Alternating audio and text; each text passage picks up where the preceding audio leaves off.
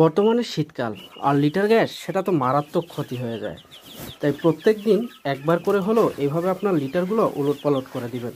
যেমন আমি পা দিয়ে দিচ্ছি, কখনো কখনো এই যে একটা লাঠি ব্যবহার করি, আপনাদেরকে দেখাই। একটা লাঠি ব্যবহার করি, এভাবে উলটপালট করে দিলে কি হবে, লিটারটা শুকাবে এবং গ্যাস আর হবে না।